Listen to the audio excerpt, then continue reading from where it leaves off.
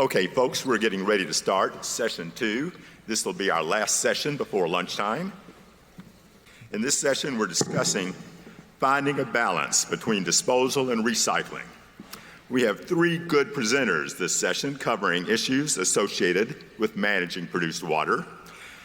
Jay Keener will be describing the benefits of integrated disposal and recycling. Laura Capper will cover our industry's disposal well capacity and where we stand today. But first, we're starting off, and we're very fortunate to have this next presentation by Josh Adler. He's one of the most dynamic speakers we're going to have in our program today. Josh is the founding chief executive officer for, for Sourcenergy. It's a technology leader in upstream energy and water intelligence. Sourcenergy applies artificial intelligence and data fusion methods to detect and visualize upstream energy and water activity and infrastructure. Josh has founded several technology companies and served as chief speechwriter for the U.S. Treasury Secretary under President George W. Bush. He's a graduate of Yale and MIT, where he was a Sloan Fellow for Innovation and Global Leadership in Energy Ventures.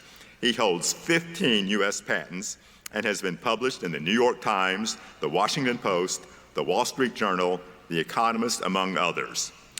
Josh Adler is one of the most innovative and creative talents that we have in our industry. He'll be sharing some really interesting analysis in his presentation. We're delighted to have him participating in this program. Josh, take it away. Morris, we got to learn the art of under-promising and over-delivering instead of the other way around. Thank you. You'll do great. I didn't write that last part.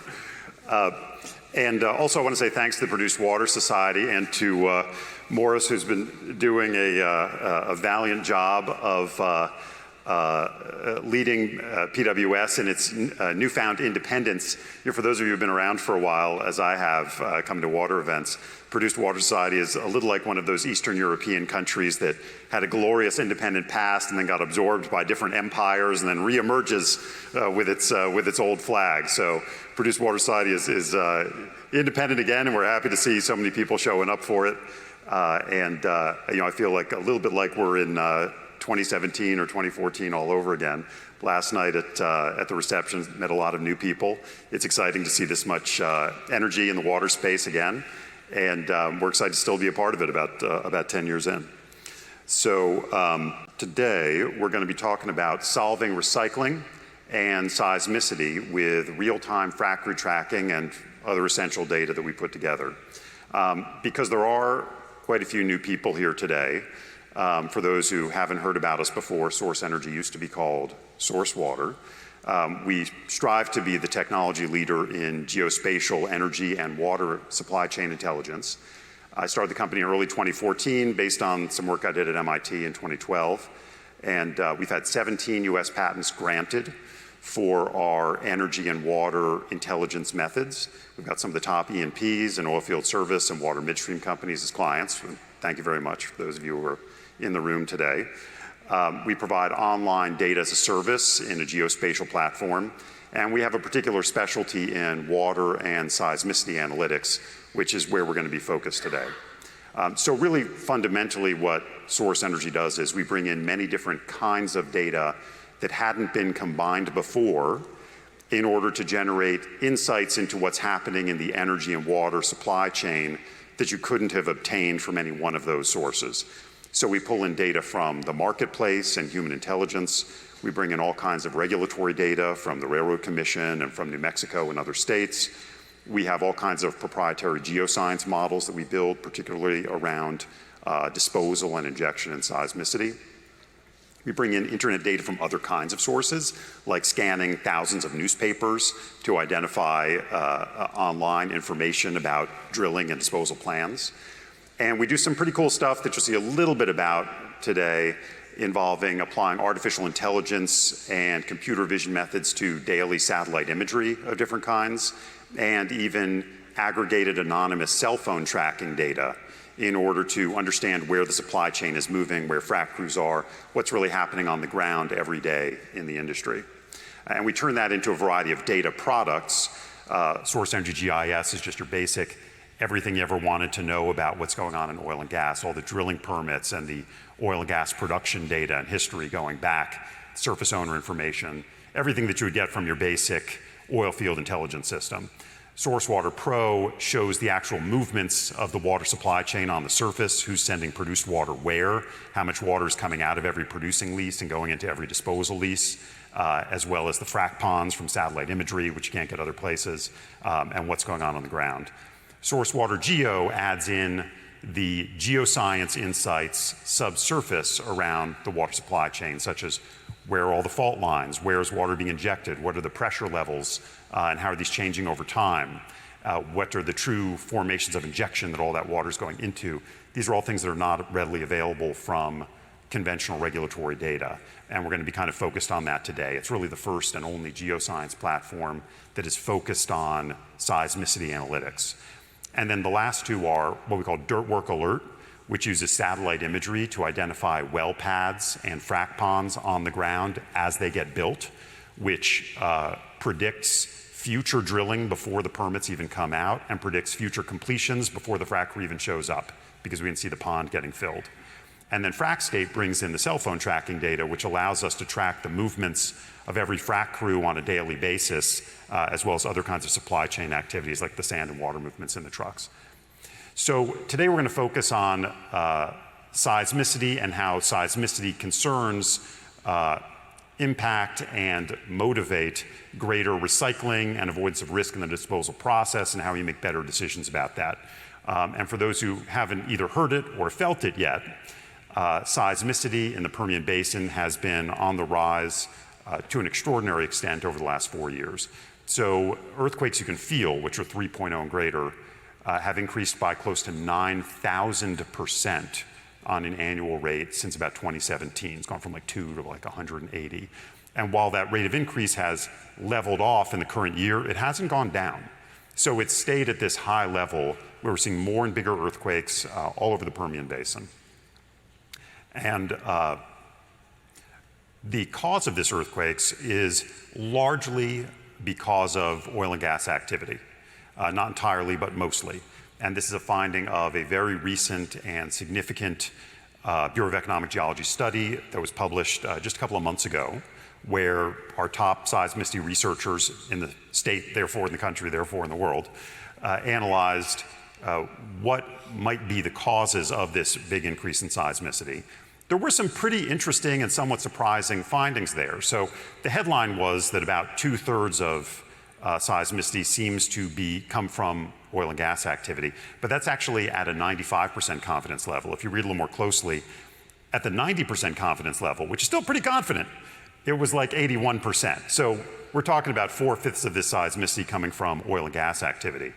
And they analyzed, specifically, they were looking for how much comes from shallow versus deep disposal versus hydraulic fracturing. And I'd say there's two surprising things about where they came out. One is that about 1/5 of the induced seismicity seems to have come from hydraulic fracturing. I think that's a lot more than what people expected.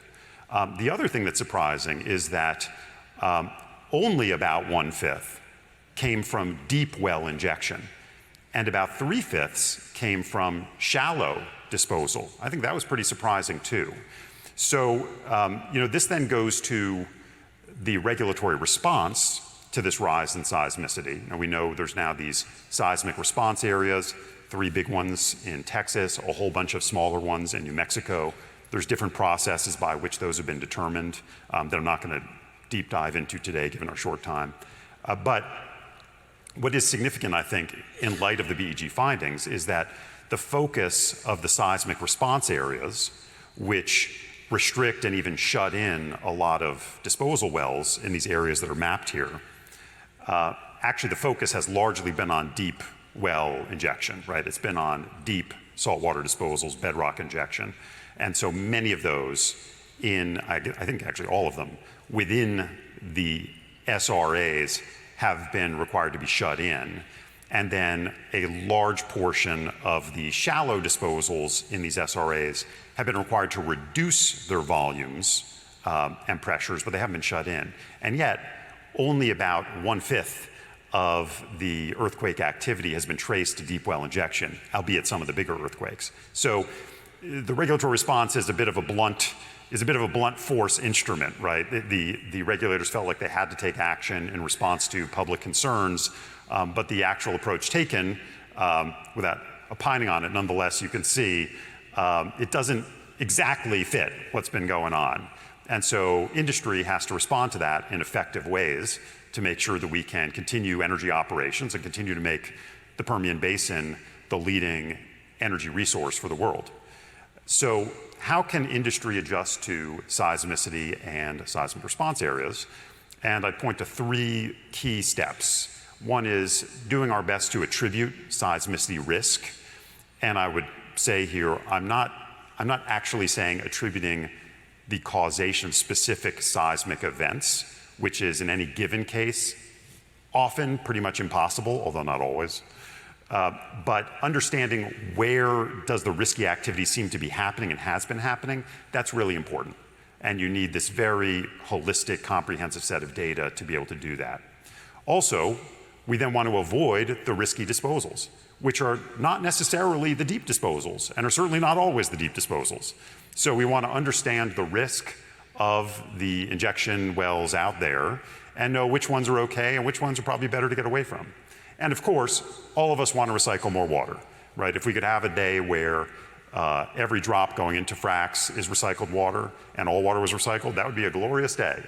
As Mark Patton pointed out earlier, that day is probably never going to come, but we can strive for it and we can keep working towards it, and everybody wants to do that. But it turns out that getting to these solutions is not necessarily so easy, and there's a bunch of reasons for that. And a lot of those reasons relate to the absence of the critical data that you need to make good, timely geospatial decisions about where to send water and where to get water from. So first, there is no publicly available complete maps of the geologic fault lines. And of course, seismicity is believed to come from interactions between injection and depletion and other types of activities interacting with sensitive geologic fault lines. And there's no easy map of the many thousands of geologic fault lines out there in no one source.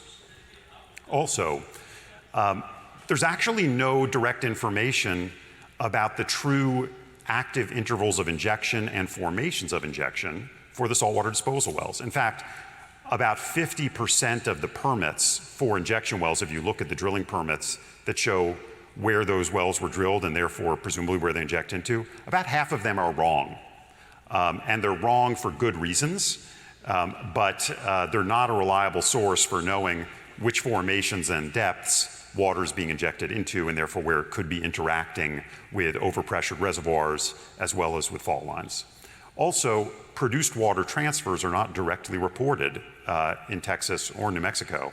So we don't actually know, there's no easy way to know who's sending water where, how much water is coming from where, and therefore where to attribute risk within the water supply chain.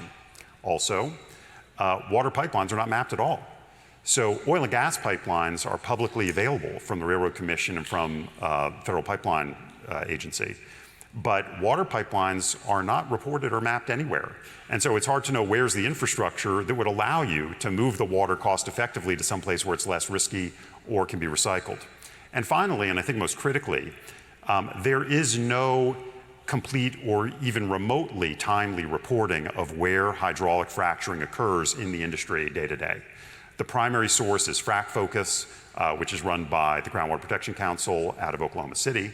The reporting there is kind of quasi-voluntary, and it tends to run at least 6 months behind out of date. And about 10% of fracs never get reported at all, as far as we can tell. So it is not a useful source, and there is no clear useful source on a regulatory basis. Just be clear, the Texas Railroad Commission does not, there is no form and no requirement that completions be reported to the Texas Railroad Commission, the fracs. So there is this side requirement that they be reported sort of voluntarily to the Groundwater Protection Council and Frac Focus, but again, that runs 6 to even 12 months out of date, and many fracs never get reported at all. You need all of these things to be able to attribute seismicity risk, de-risk your operations, and be able to recycle more. So good news is we've been working on this for a while. It's been 10 years. We're very customer driven, and when people ask us for new kinds of data to solve these problems, we try really hard to find creative ways to put that together. So first, we have our own little geoscience team that's led by a former senior person from the TexNet Center for Induced Seismicity Research, Casey Lemons. And we've actually mapped in 3D over 3,000 Permian fault lines, all in one place, using proprietary geoscience methods and many different sources. So we know which formations they all pass through. Every 200 feet, I think, we're mapping the depth of them. We even map a lot of the fault slip potentials of those fault lines. We've also actually derived, again using geoscience research, the true active intervals of injection and true intersecting formations of injection for every injection well in the states of Texas and New Mexico, so that you know really where that water is being injected over time, where it's accumulating, where pressure levels may be rising, or where they may be sharply falling, which tells you there's quite a different problem. We also map all of the commercial water transfers in Texas from each producing lease, along with the oil and gas that comes out of every producing lease, so we know the water-oil ratios. And we know where that water goes for disposal every month for commercial disposals, so that we're able to understand in particular where is water exiting or entering the seismic response areas, which is not at all obvious, because in fact, a lot of operators on any given lease-by-lease basis don't actually know where their water's going, because it's being handled by a midstream company or by a water logistics company, or the lease operations were planned such a long time ago that there's just not even good records of where the water goes. It's just going somewhere. But now where it's going suddenly matters a lot more because there's environmental liability through the chain of custody traced to the wastewater generator, which are some of the issues also that Mark Patton was talking about and some of the regulatory issues. So you have to know where your water is going, and if you're disposal, you need to know where your water came from as well. We've also mapped over 10,000 miles of water pipelines in the Permian Basin. And that comes from not regulatory sources, it comes from human intelligence, talking to our clients like people here and asking them to provide their water pipeline maps and putting them all in one place. And sometimes that's a good thing for them, because if they're a water midstream company, they want the operators to know that they have a pipeline passing near that operator's lease and that that pipeline is a good option for saving money. If it's not full, they can tie into that and move that water a further distance out of the SRA. So it's a good thing for water midstream companies to let the industry know where their pipelines are, and we try to facilitate that.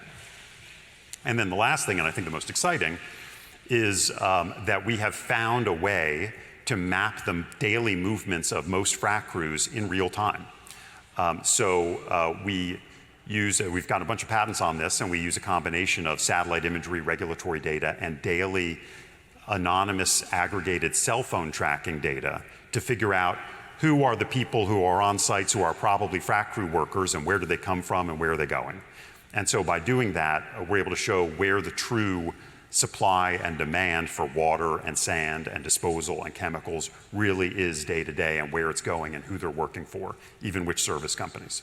So now talk a little bit about how we apply those different kinds of data to solve some of the problems with recycling and disposal and seismicity that we talked about, attributing seismicity, de-risking disposal, and recycling more.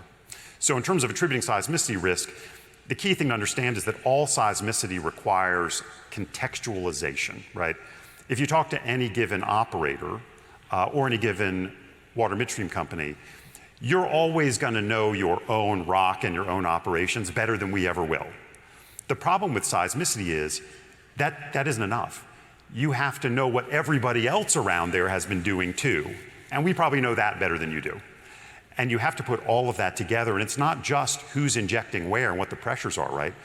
You have to know who's been fracking where, and even where the laterals are, which we also map, and where they are fracking relative to the laterals. You need to know where all the fault lines are. You need to know not just the disposals and where they're really injecting and which are shallow and which are deep, but where the EOR wells, where the water flood wells, where are they injecting? Someday we'll have CCS. You need to know the production, because depletion, the pumping of oil, gas, and water out of the ground is another source of induced seismicity. So all of these things have to be together in one place, not just on your lease, but for everybody else's lease. And here's a great example of that. So this is a real case. Down at the bottom of the screen, that is a disposal that's in the Northern Culberson Reeves SRA. That's disposal owned by EOG. And it was required to reduce its capacity by 60% after a 3.0 magnitude earthquake that was about 2 miles north. Now, if you look at what that disposal was actually doing, it was running at like 5% utilization and dropping. There is no way that that disposal had anything to do with the nearby earthquake, but they still got cut back. So if you're in that position as the asset owner, what do you need to do? You need to be able to show what else was going on and why this wasn't my fault, right? And so in this particular case, again, this is a real case, you can see that right where that 3.0 magnitude earthquake happened, it's right on top of a crisscross of 2 fault lines. And there are no known fault lines running from there to where that particular EOG disposal is. There is some very big producing wells right on top of that crisscross next to where the earthquake happened. So that's a possible cause. Probably more significantly, there was hydraulic fracturing going on by another company right on top of that fault line, barely a mile away from where that earthquake happened in the days before the earthquake happened. And in fact, there were 6 different fracs happening within 2 miles, several of them along that fault line, in the 2 months before the earthquake happened. So there is no way I could have known that if I was only relying on regulatory data and information about my own facility if I'm EOG. Because again, there is no current reporting of frac locations. You need to be able to put all of this together in one place to then be able to say, you know, less politely point the finger, but at least that probably wasn't me. Look what else was going on. Maybe you should be looking at them. And you have to be able to do that to be able to attribute that risk. Also, de-risking means not buying or building or sending water to disposals that are near high-risk faults or lots of earthquakes. And believe it or not, this happens all the time. So here's a specific example, again, in the NCR SRA, where look at all those fault lines. And there was a 4.0 magnitude earthquake right along this fault line right here before that disposal was permitted and built. And then the disposal got permitted and built right on the fault lines where the earthquake was. They started jacking up the pressure and injection volumes, which you can see in the lower right, because we tracked that for all the disposals. And almost exactly after they started doing that, you see this big increase in large and small earthquakes within a mile all around there. That's all those green and yellow dots that are all around that disposal and those fault lines. That's probably not a disposal that you want to send your water to. It's not one that you should have built, and it's certainly not one that you should buy. And so it's important to understand where the risk is from all this context. You also need to understand the risk from where the water is coming from and going to, because about 50% of the water that goes into seismic response area disposal wells actually comes from leases that are outside of the seismic response area. Half the water is sent into the seismic response areas. And so those are cases where those operators need to know that their supply chain could be or has been disrupted, where they've been sending water for a long time, not really thinking about it, it's just kind of a steady process. And now you've got to rethink where that water is going.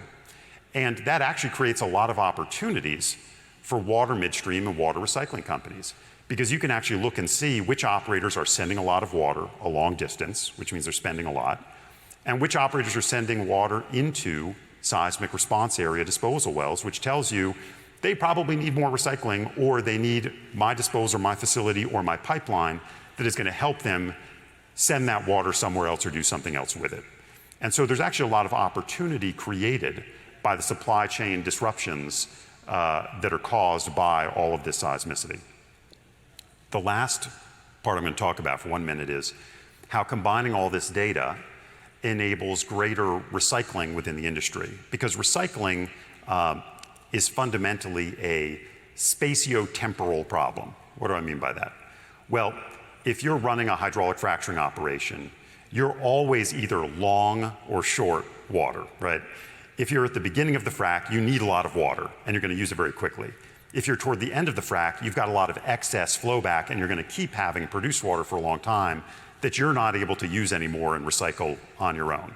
Also, the timings are very different, right? Because when you're injecting the water, using a lot of it really fast, and even though a lot comes back up when you open up the tap, still it actually takes much longer to come back up than it took to put down. So you have all of these water balance timing problems when you're planning a frac operation.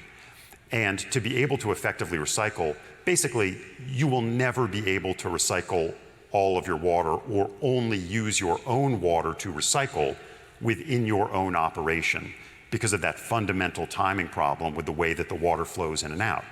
And so you have to know where everyone else is fracking around you. And they're not necessarily that eager to tell you that because they're your competitors and because there's just not great information about it and because there's a surprisingly large number of companies out there that are running 1 or 2 frac crews that you've never even heard of. And so you have to know where all of the fracs are today and how far into the frac they are.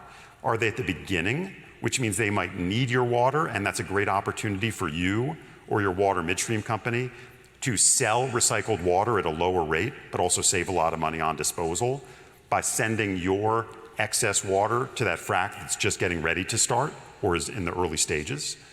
Or is that other guy's frac just getting near the end, in which case you know they're gonna have a lot of excess water, which would be a great source for you to reach out if you're starting up that frac, or if your water midstream company knows you're starting up that frac, so that you can go buy that water at a cheap rate, maybe even get it for free to save them on disposal, and be able to recycle more water and help your ESG metrics as well. And to do that, you have to have all of those timings, and you have to know where all of the water pipelines are too, to know where you can connect those dots in time. And so we've tried to put all of that together to make it easy for the industry to reduce risk, reduce seismicity, and be able to recycle more of our water more often between all of these companies. That I appreciate your time. Thank you very much. And we always appreciate your input. Everything we've been building for the last 10 years comes from companies like yours giving us feedback, allowing us to keep building new creative things to try to solve these problems in the industry. And we appreciate your support. Thank you.